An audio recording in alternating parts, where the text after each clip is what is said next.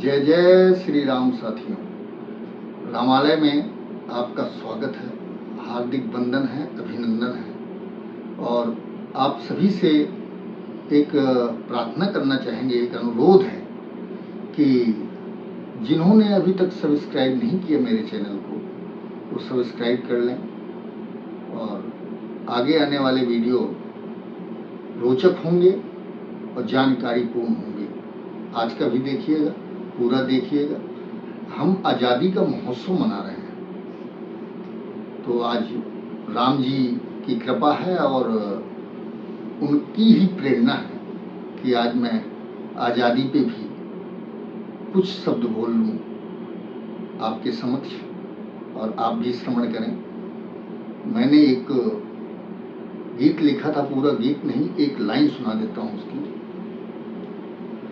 सन 47 रोई जननी, सन 47 रोई जननी, और नहीं रोने देंगे।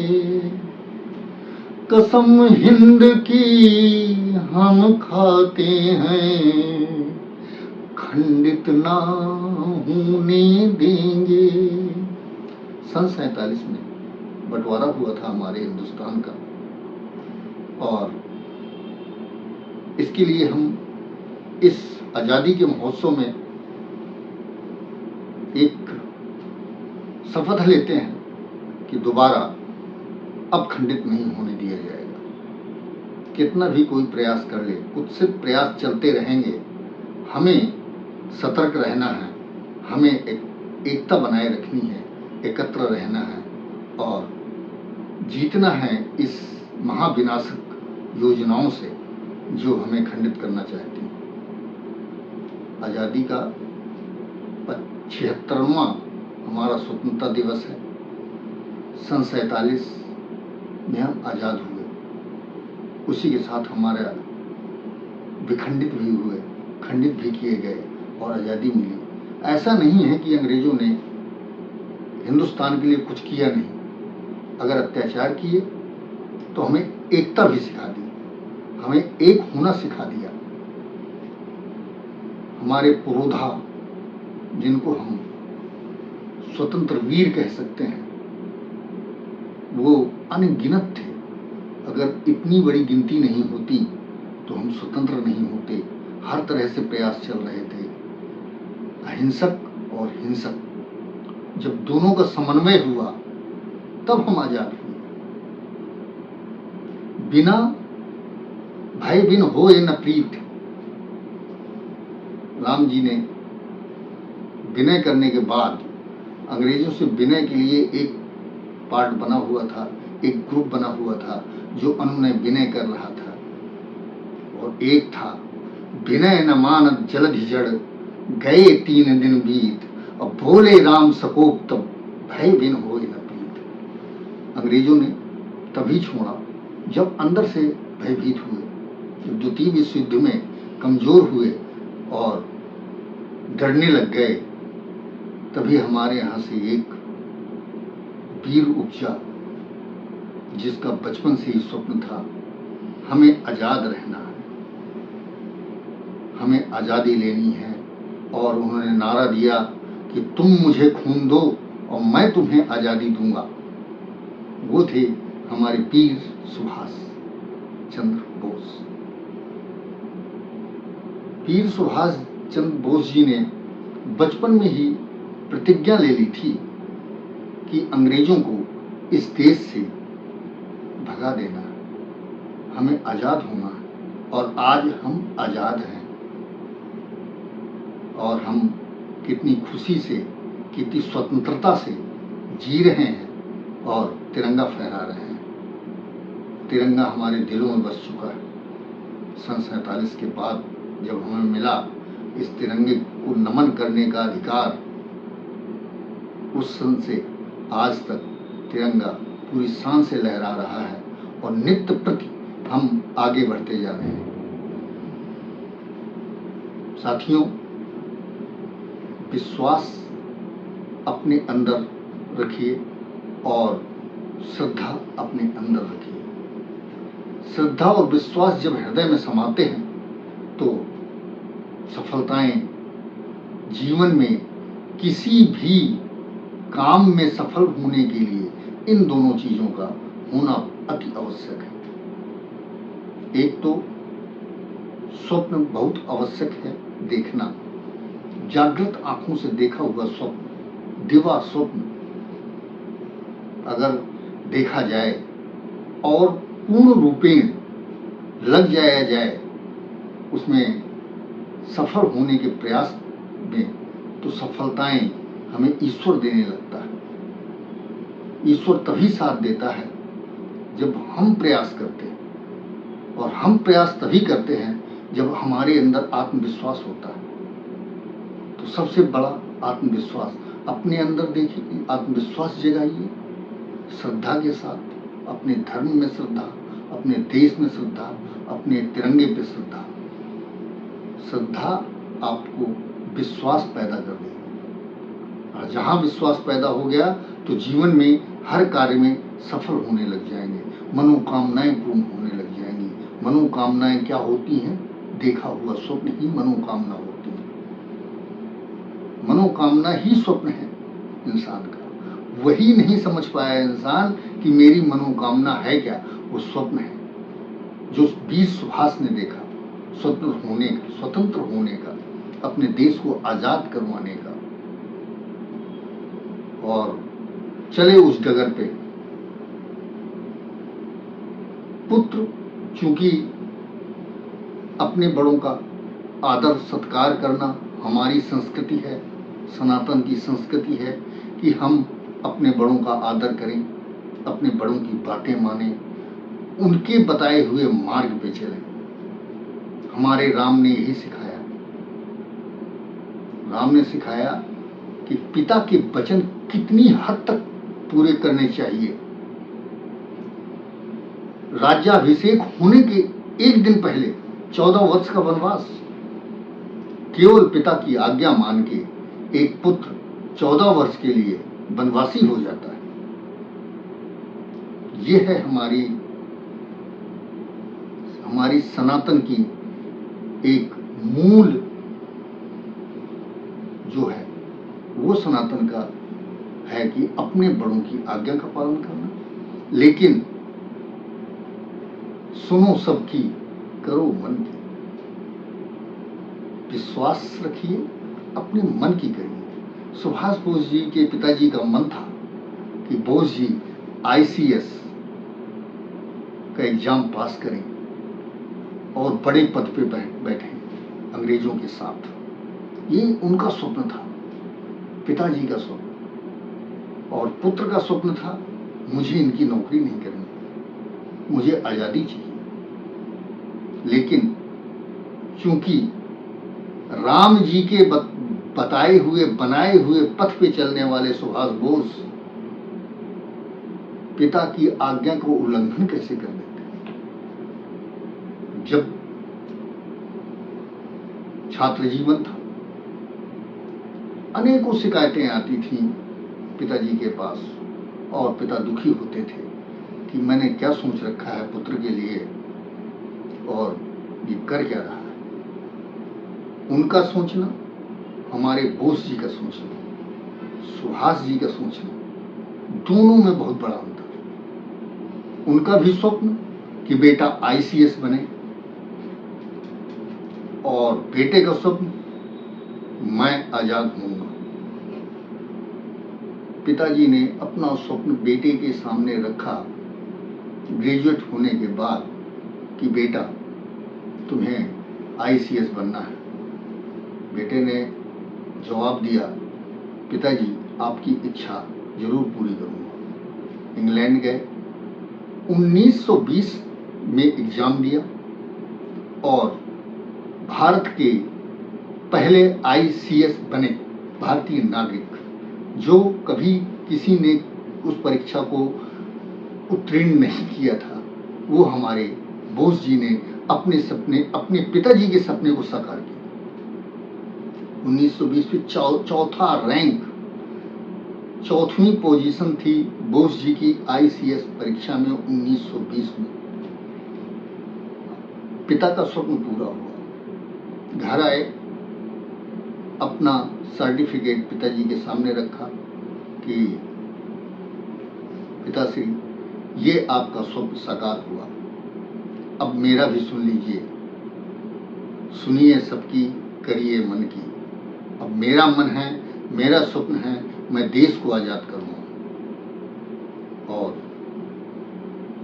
घर छोड़ा। जब देखा कि समय है, द्वितीय विश्व युद्ध के बाद अंग्रेज हर जगह से भगाए जा रहे थे, अंग्रेजों की सेना कमजोर हो रही थी। सुभाष बोस जी ने मौका देखा, समय देखा, सपने को साकार करने का समय आ गया है और आजाद हिंद फौज का गठन कर दिया। वो फौज जिसने रास्ता प्रशस्त कर दिया हिंदुस्तान की आजादी का। उसके बाद वो सफलता उस समय उनको नहीं मिली। कई कारण थे। जब बड़ा मिशन होता है तो अड़चनें बहुत आती हैं। बोस जी का मिशन बहुत बड़ा था, मगर रास्ता ऐसा खोला कि सन 47 में आजादी मिल गई। आहुतियां बहुत दी गई, पूरे देश से आहुतियां मिली और आखिर में हम स्वतंत्र हो गए अपनी बात कहने में और अपने राज्य में आ गए। स्वराज्य मिला, स्वराज्य में जीवन मिला, हम पैदा हुए आजाद भारत में। ये हमारा सौभाग्य है। उनको नमन करना है। सभी जिन्होंने आहुतियां दी इस यज्ञ में, स्वतंत्रता के यज्ञ में, हमारे तिरंगे को सम्मान देने के लिए, हमारे तिरंगे को शान से लहराने का मौका देने वाले सभी को नमन है। सब वंदनीय हैं। और आगे यही कहना चाहते हैं कि जब भी आप स्वप्न देखें,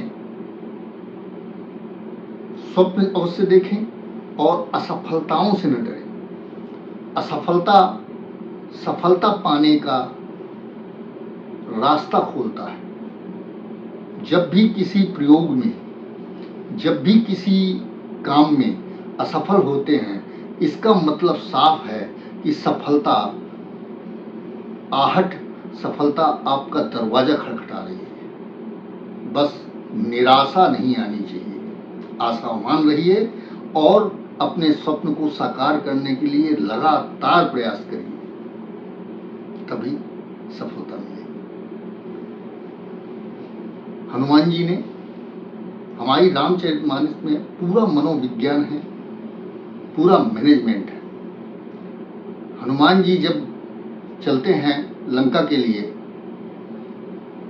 तो मैनाक पर्वत निकल के बाहर आता है कि इतनी मेहनत कर रहे हैं ये, इनको थोड़ा विश्राम दे दें, थक गए होंगे। तो मैनाक पर्वत ने रास्ते में निकल के हनुमान जी के और कहते हैं कि थोड़ा देर प्रभु यहाँ पे विश्राम कर लें आप।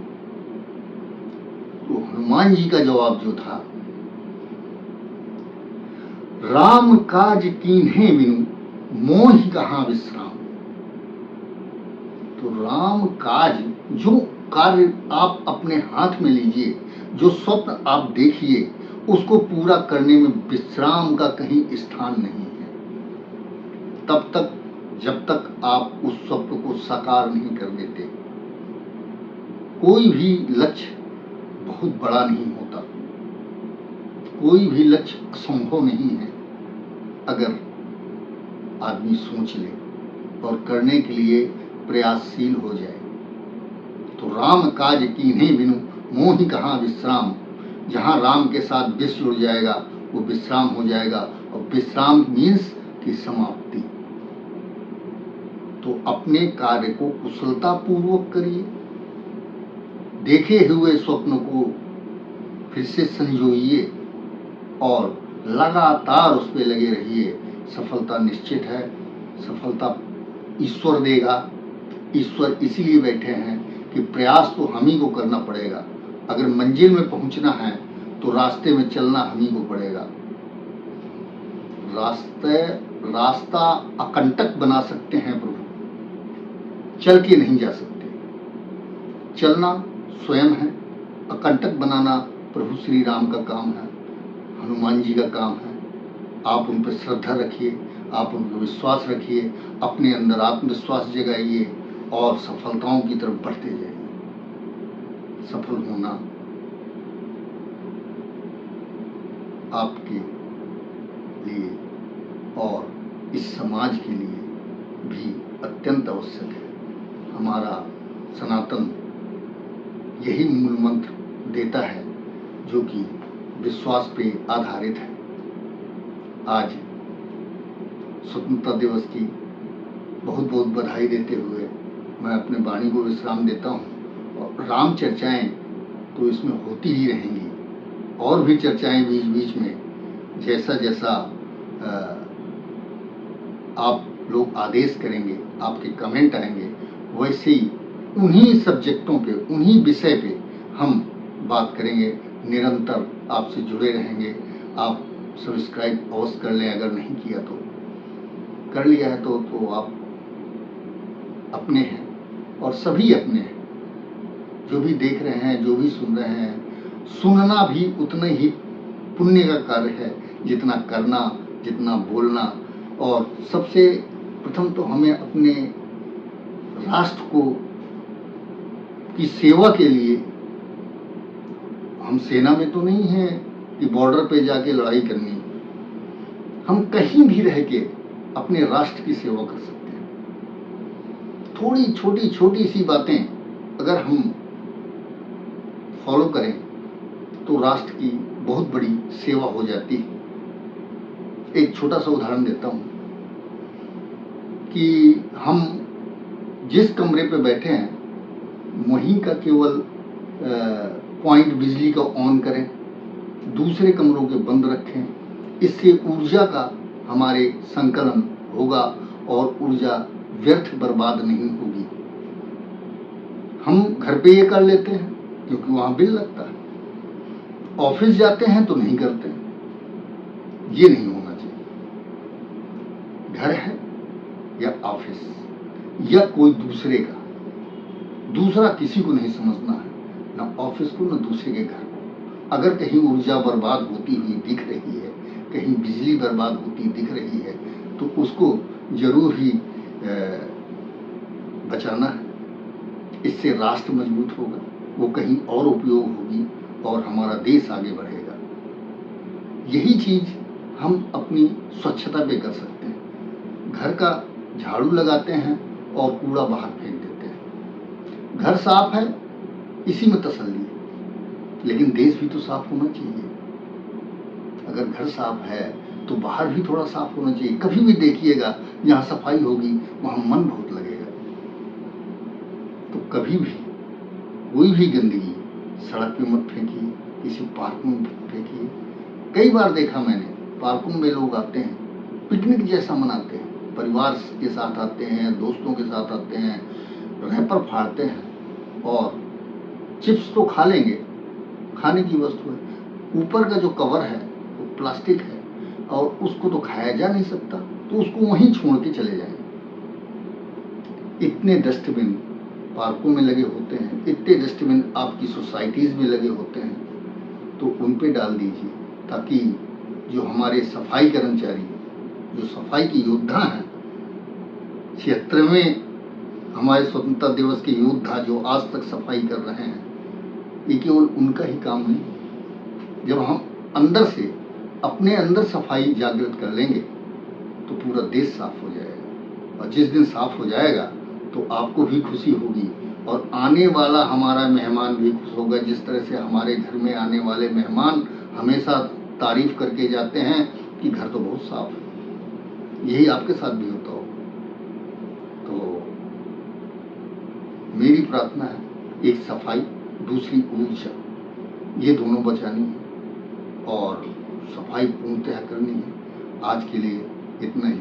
आगे आप जैसा आदेश करेंगे, जिस भी विषय पे बोलने के लिए आदेश करेंगे, मैं कहूँगा आप कमेंट करें और बताएं कि मुझे आगे क्या प्रयास करना है और किस विषय पे बोलना है। जय जय श्री राम।